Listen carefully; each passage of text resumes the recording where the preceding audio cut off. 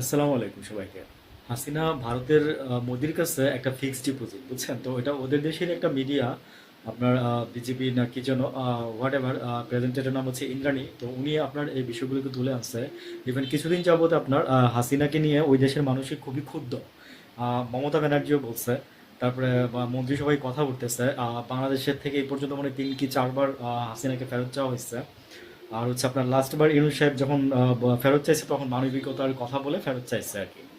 তো ওই মানে ওরা বলতেছে যে হাসিনা বাংলাদেশের জন্য, ভারতের জন্য একটা ফিক্সড ডিপোজিট, যখন ইচ্ছা মোদী সরকার ভাঙাবে, বুঝছেন? তো এইভাবেই কথাগুলো উঠতেছে, এবং ওরা বলতেছে যে এই যে কলকাতায় অনেকে প্রচুর পরিমাণে আপনার বাংলাদেশি লোকাই আছে, ওদেরকে ওরা ওরা বলতেছে আমরা নিরাপত্তাহীনতায় ভুগতেছি।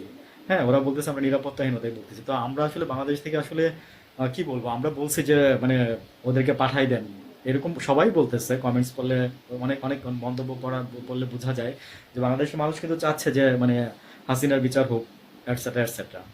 তো এনিওয়েজ আসলে এখন মোদী সরকারের মুখে মানে খুব এটাই আছে আর কি, যে উনি যে আসলে মানে বিশেষ করে মোদী আর কি, সবাই না, ওনার তো মন্ত্রিসভার অন্যান্য যারা আছে ওরাও তো মনে করেন যেটা নিয়ে সমালোচনা করতেছে, যে পুরনো বন্ধুত্বের জন্য মানে বাংলাদেশের বা ভারত, এটা তো এটার জন্য তো ভারতের সামনে ক্ষতির সম্মুখীন হবে। দেখবেন আজকে থেকে 10 বছর পরে দেখবেন যে এটার ভারতের উপর কিভাবে ইম্প্যাক্ট ফেলে আর কি।